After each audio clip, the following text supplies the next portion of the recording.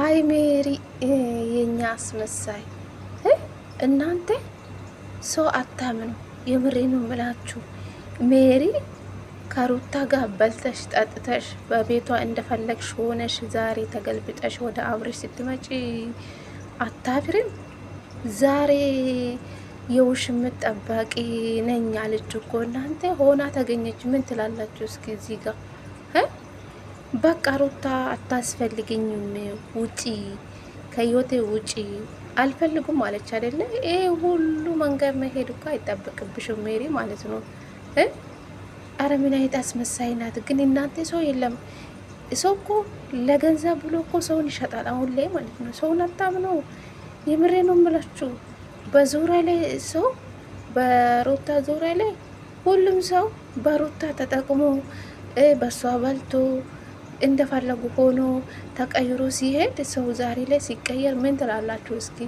ሜሪ ለእኔ እስስት ናት። የምሬ ነው ምላችሁ። ዘመዴ ናት፣ ኤቴ ናት የምትልች ኤት ናት። ኤት ብትሆኝ እኮ ኤትሽን ለጠላት አሳልፋ አሰጭው ሜሪ ማለት ነው። አንቺ አስመሳይ ማለት ነው። አንቺ ምን ቤት ነሽ? የምሬ ነው ምላችሁ። ምን ቤት ነሽ አንቺ? የሄርሜላ ጠባቂ ነኝ አለች እኮ። ጠባቂ ነኝ ልጅ በስተት ነው የመጣ አለች። እኔ ምልሽ ሜሪ ማለት ነው ውሽምት እግሯን ከፍታ ስትሰጠው አንቺ አይተሻ በስተት እንደሆነ አንቺ አየሽ። እሷ ራሷ ፈልጋ በየሮም የሄደች ወንድን ተከትላ የሄደች በየሮም እግሯን ከፍታ ከሰጣች እና ታዲያ ማን ነው ዝም የሚላት? ሲጀመር ካብርሽ አይደለም ሄርሜላ ያረገዘችው ማለት ነው፣ ከአቤል ነው። ገባችሁ አይደለ? ተቀበሏት። በስተት ነው ይሄ ልጅ የመጣ። ስለዚህ ሩታ ለምን ወዳችሁ ለምን ሄርሜላን ትጠላላችሁ? ሶስት ወንድሞቹን ጠርታ ማለት ነው። አንቺ ያስመሳይ ማለት ነው። አረ በፈጣሪ ስም ሰው የለም በዚህ ሰዓት። ሰላም ሰላም፣ ጤና ይስጥልኝ ውድና እየተከበራችሁ ቤተሰብ እንዴት ናችሁልኝ? ደህና ናችሁ? የኔ ደህና ነኝ ፈጣሪ ይመስገን ብያለሁ። የኔ ውድ ቤተሰቦች ለዚህ ቤት አዲስ ከሆናችሁ ላይክ፣ ሼር፣ ሰብስክራይብ በማድረግ አበረታቱኝ ለማለት ፈልጋለሁ የኔ ውዶች ማለት ነው። እንግዲህ ሜሪ ዛሬ በራሷ ቤት ነው የመጣችው።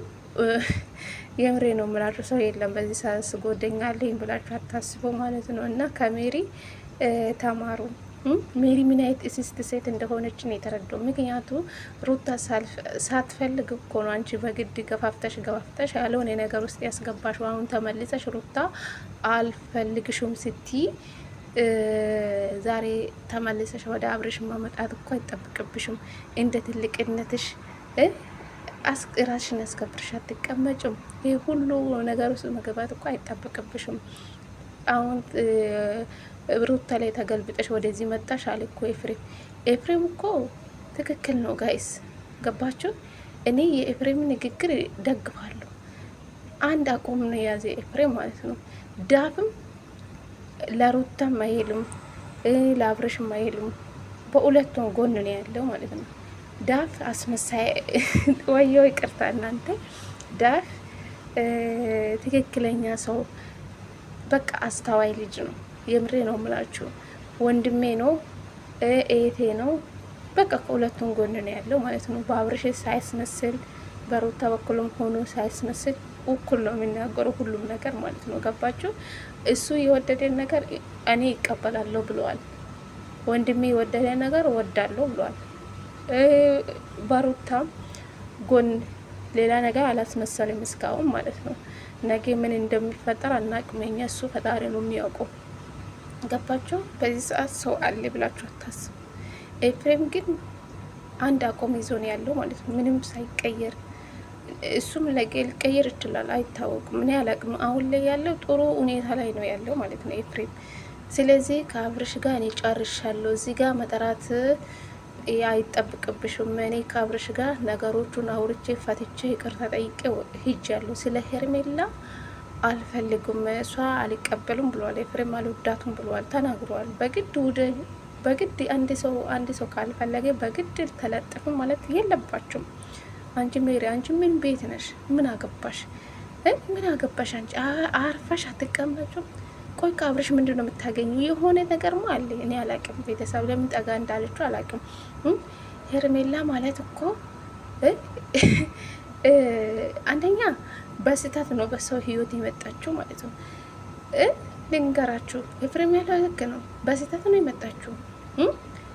የፍቅር ጥያቄ የጠየቀችው ሄርሜላ፣ በሮም የምትሄደው ሄርሜላ፣ አፍቅራለሁ ያለችው ሄርሜላ፣ ኩርፍቱ የሄደችው ሄርሜላ፣ ሁለቱን ያፋታችው ሄርሜላ፣ አሁን አርግዤ ያለው ያለችው ሄርሜላ።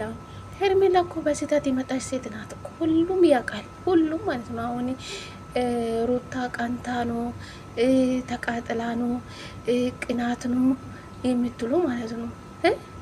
ምን ያስቀናል? ምን ያስቀናል? የምሬ ነው የምላችሁ። እስኪ ንገሩ፣ ምን ያስቀናል?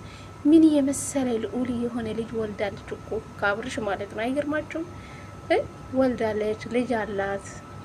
ምን ያስቀናት? ሩታ እኮ ወዳ አይደለችም በዛ ሰዓት የፈታችሁ። እስኪ ንገሩ። እናንተም ራሳችሁ ተናዳችሁ የምታደርጉ ድርጊት ነው።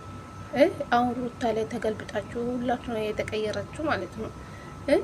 ተው፣ በአንድ አቋም ብትሆኑ ጥሩ ነው። ሄርሜላ ጥሩ ልጅ እንደሆነች ጥሩ እንደሰራችሁ አታስመስሉ ማለት ነው። ሁላችሁም ገባችሁ አይደለ? ኤፍሬም ያለው ትክክል ነው። ኤፍሬም ማፍት አለ እኮ ከፈለገ ሰው ጋር መሆን ማፍት አለ። በግድ ሄርሜላ ውደዳ ማለት አትችሉም።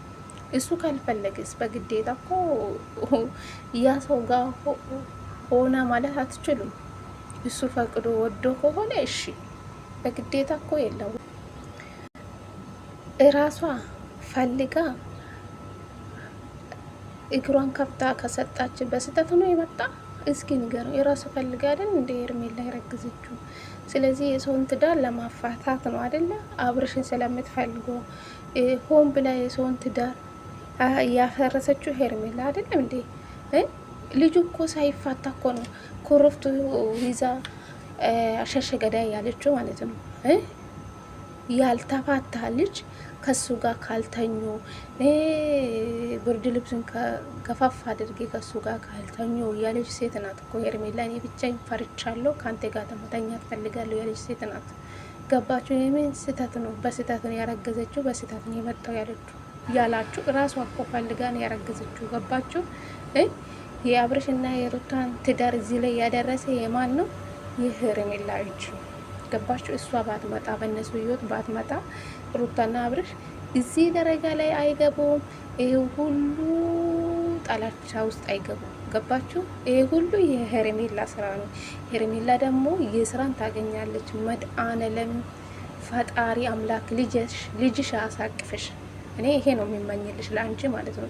የሰውን ትዳር እንደበጠበሽ ማለት ነው። ፈጣሪ ልጅ አይስጥሽ፣ አሳቅፍሽ። መቼም እየሰራሽ ነው የምታገኝ። ገባሽ? የሰውን ህይወት መጥሽ እንደበጠበሽ እየሰራሽ ነው የምታገኝ ሄርሜላ ማለት ነው። ገባሽ አይደለ? ይሄ ሁሉ የአንቺ ስራ ነው።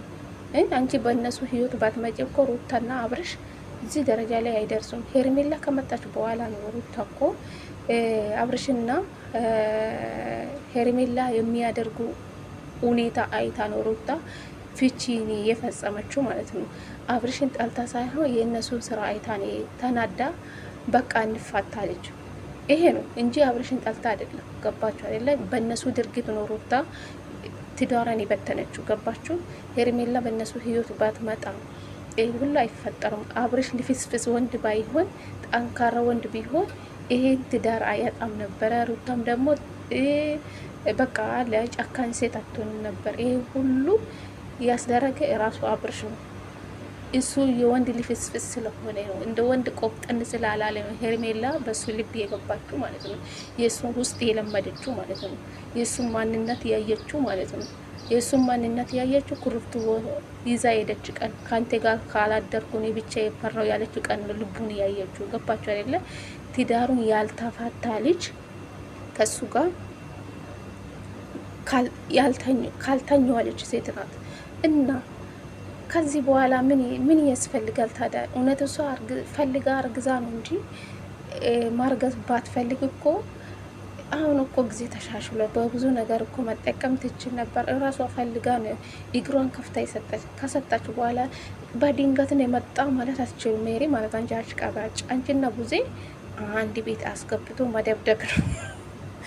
እግዚአብሔር ነው የምላችሁ። ኤፍሬም በአንድ አቋም ነው ያለ። ኤፍሬም ትክክል ነው የተናገረው ማለት ነው።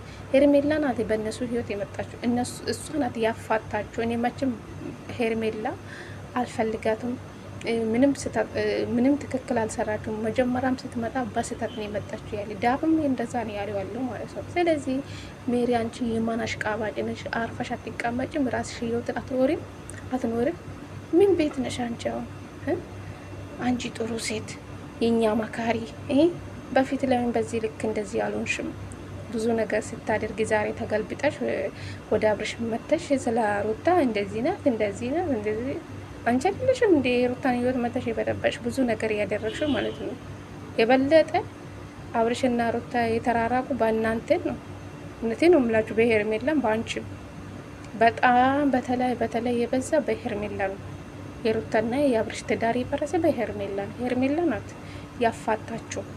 ገባችሁ አይደለ? ሩታ አልተፋታችሁ ነው። ሄርሜላና አብርሽ ሩታና አብርሽ አልተፋቱም። ሄርሜላ ስትመጣ ማለት ነው። ሄርሜላ አልወጣም ስትል ነው ሩታ ሁኔታቸውን አይታ ነው ከአብርሽ እንፋታው ብላ ያደረገችው ማለት ነው። ስለዚህ ሩታ ጣልታ አይደለም። አሁንም ያፈረሰችው ሄርሜላ ናት። ፈጣሪ የስራውን ይስጣት፣ ልጇን አሳቅፋት ነው ብለው አሁንም ማለት ነው። ምንም ማድረግ አይቻልም። ኤፍሬም አቆም አለ፣ ስነ ስርዓት አለ። ገባችሁ አይደለ? አሁን ሁሉም ሩታ ላይ የተነሳችሁ ነገ ታፍራላችሁ። ገባችሁ አይደለ? አንዳንዴ ለሀቅ ብትቆሙ ጥሩ ነው። ይደብራል። ሜሪ ደግሞ አንቺ አርፈሽ ተቀመጭሽ፣ ወረኛ ቀዳዳ ሴትዮ፣ እንደ ትልቅነት ሻቶኝም እስኪ ኧረ ይደብራል።